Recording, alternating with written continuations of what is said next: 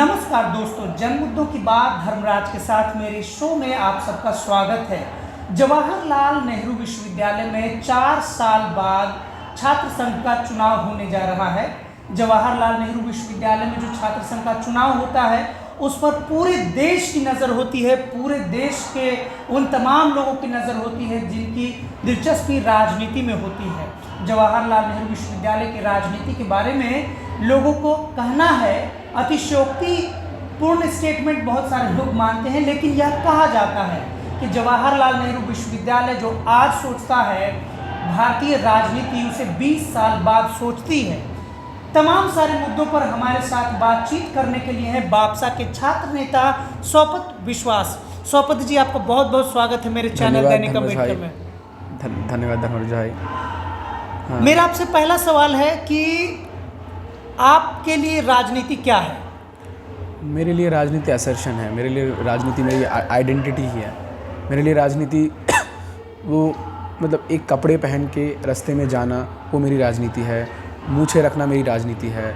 राजनीति मेरे लिए मेरी मतलब माँ बहन इज़्ज़त से जी पाए वो मेरे लिए राजनीति है। राजनीति वो है जहाँ पे मेरे कम्युनिटी अच्छे से सर ऊँचा करके जी पाए, वो मेरी राजनीति है। आप जवाहरलाल नेहरू विश्वविद्यालय में जब आपने एडमिशन लिया, आपने बापसा ही क्यों चुना? देखिए, इससे पहले मैं बंगाल में था जहाँ पे कास्ट कॉन्शियसनेस क्या बाबा साहेब अम्बेडकर को भी जगह नहीं दी जाती। किसी को पता भी नहीं होता ज़्यादा, बस रिजर्वेशन मिलता है, बस ना टेक्स्ट बुक में उनके बारे में डिटेल कुछ इंक्लूड किया जाता है, ना ही कहीं और उनके बारे में पता चलने को मिलता है। और मैं JNU शायद आ भी ना पाता अगर मेरे पास आरक्षण ना होता। मैं पहली बार एंट्रेंस दिया हैदराबाद सेंट्रल यूनिवर्सिटी का। जैसे तैसे मेरा तो निकल गया। मैं पहुंचा वहाँ पे मैं नियुक्त हुआ अम्बेडकर स्टूडेंट एसोसिएशन से। वहाँ से मेरी पढ़ाई स्टार्ट हुई बहुजन आइकॉन्स के लिए। फिर मैंने सोचा अच्छा, मैं यहाँ जहाँ से आता हूँ वहाँ से शायद JNU से कोई आता है तो थोड़ा और मेहनत कर लेता है, शायद देश का वो नंबर 1 यूनिवर्सिटी जिसको बोला जाता है वहाँ पे भी पहुँच जाऊँ। मैंने एंट्रेंस दिया, मेरा निकला एंट्रेंस और मैं यहाँ पे पहुँचा। और यहाँ पे आने के बाद मैंने देखा बापसा को ऐसे कैंपस में पोर्ट्रे किया जाता है बोथ लेफ्ट और राइट के द्वारा कि ये कास्टिस्ट पार्टी है, कि ये सिर्फ जात पात में लोगों को बांटती है। मैं बोलता हूँ जात पात में कैसे बांटती है? ये तो लोगों को जोड़ती है। ये बात करती है ऑपरेस यूनिटी की, जिसमें आते हैं तमाम SC ST OBCs, वंचित वर्ग, माइनॉरिटीज़, क्वेयर्स, डिसेबिलिटी पर्सनस। तो ये कैसे लोगों को बांटती है? ये ऐसा एक डिस्कोर्स है, एकलौता एक डिस्कोर्स है जो लोगों को जोड़ती है कैंपस में। लेफ़्ट का इस कैंपस में दबदबा था कई सालों से, उसने कभी जोड़ नहीं पाया, ना ही उसने कभी जय भीम के नारे लगाए। पर जब हम लोगों ने कैंपस में जय भीम, अम्बेडकर, फूले, पेरियार का डिस्कोर्स लाया, तभी हम लोग कास्टिस्ट हो गए। मैं पूछता हूँ बापसा के आने की ज़रूरत क्या थी? और बापसा अगर इतना ही कास्टिस्ट है तो बापसा को इस कैंपस में मतलब लगभग सेकंड नंबर पे ही मतलब वोट क्यों मिलता है हर बार? स्टैटिस्टिक्स चेक कर लीजिए। शायद इसीलिए क्योंकि लेफ़्ट हमसे डरती है, इसीलिए वो हमको कास्टिस्ट बोलती है। उनको पता है कि अगर हमारे बारे में ये सब नहीं बोलेंगे तो उनके ऑर्गेनाइजेशन में भी जो बहुजन बच्चे हैं शायद ये बापसा ज्वाइन कर लें।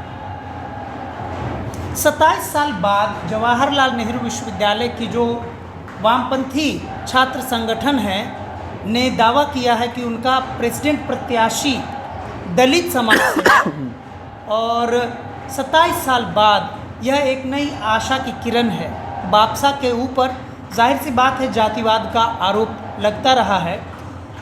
आयशा के जो प्रत्याशी हैं अध्यक्ष पद के लिए दलित समाज से आते हैं, क्या बापसा उनसे सवाल करेगा?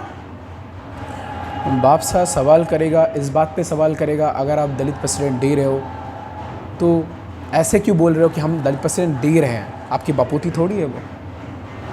प्रेसिडेंट का पद लेफ्ट की बपोती तो थोड़ी नहीं है, कोई भी ले सकता है। और ऐसे क्यों क्लेम कर रहे हैं कि एक दलित प्रेसिडेंट को दे दिया? सेवियर कॉम्प्लेक्स ये उनको आता कहाँ से कि आप उसमें हो? और मैं पर्सनली मानता हूँ कि लेफ़्ट को ना इस्तीफा कम पढ़ना चाहिए। उनको लगता है बहुजन बोल नहीं सकते, हमेशा उनको उनके बिहाफ पे ही बोलना होगा। पर मैं बोलता हूँ बहुजन बापसा ने जो प्लेटफॉर्म दिया है उसको थ्रू बोलेगा। इस बार लैंग्वेज भी उसकी होगी, माइक भी उसकी होगी और ग्रामर भी उसका होगा। और अब जब तक बात कर रहे हैं आयशा की मतलब बहुजन डिबेट की, मैं सोचता हूँ कि ये बापसा का ही कहीं ना कहीं जाके क्रेडिट मिलना चाहिए, क्योंकि बापसा का ही वो एजर्शन है जिसने दलित बहुजन पॉलिटिक्स को इस कैंपस में इतना तगड़ी तरीके से एस्टैब्लिश किया।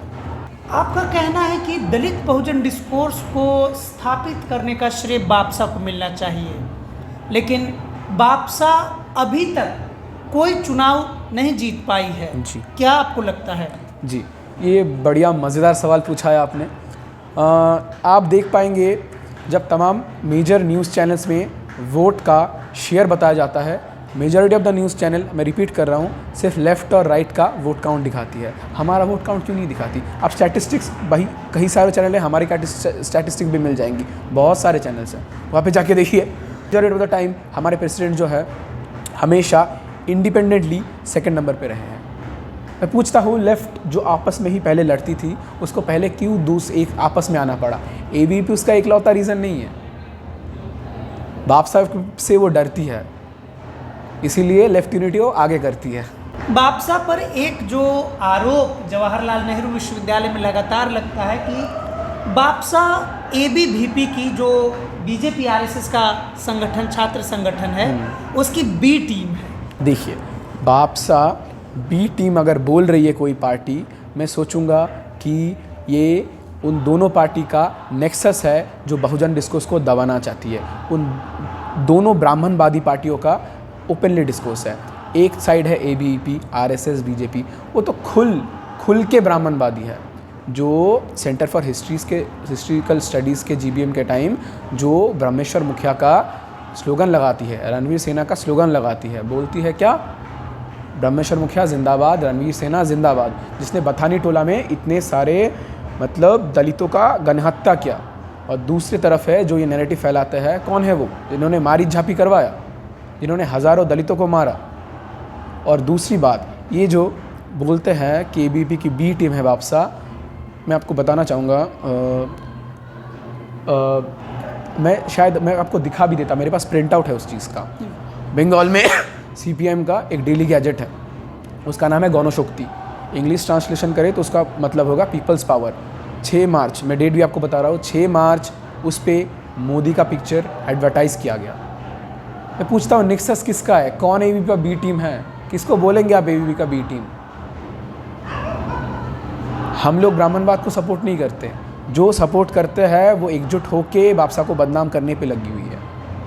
आप पश्चिम बंगाल से आते हैं, आपका रिश्ता एक ऐसे राज्य से है, चाहे कोई माने या ना माने, लेकिन पश्चिम बंगाल को एक बहुत ही इंटेलेक्चुअल स्टेट के रूप में देखा जाता है।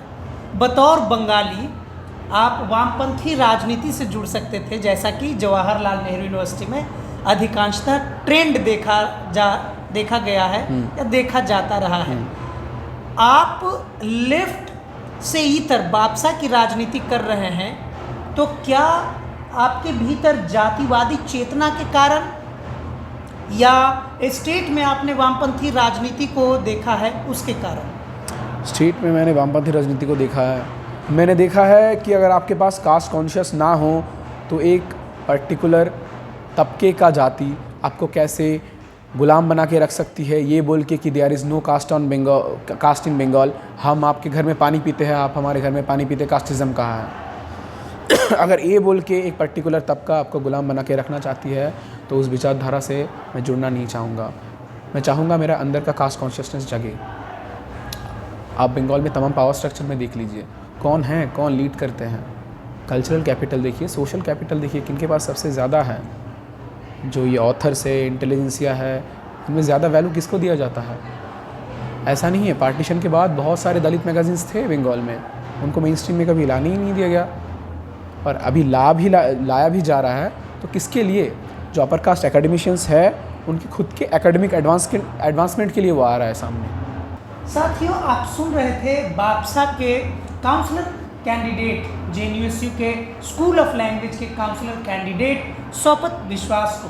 शौकत विश्वास पश्चिम बंगाल से आते हैं और यहाँ JNU में MA लिंग्विस्टिक्स के छात्र हैं। ऐसे तमाम मुद्दों के लिए, और क्या JNUSU छात्र राजनीति का रुख किस तरफ है, प्रत्याशी क्या कहना चाहते हैं, छात्रों से क्या अपील करना चाहते हैं, इसके लिए आप मेरा चैनल दैनिक अम्बेडकर देखते रहिए। आपका बहुत बहुत शुक्रिया, आपने बहुत ही कीमती वक्त दिया। कल चुनाव है, आपको बहुत सारी तैयारियां करनी है, आपका जीबीएम उधर तैयार है, लेकिन आपने इतना महत्वपूर्ण वक्त दिया। बहुत बहुत शुक्रिया। शुक्रिया धर्मराज भाई, आपको भी, जो आप बहुजन बच्चों को इतना प्लेटफॉर्म भी देते हैं अपना। शुक्रिया।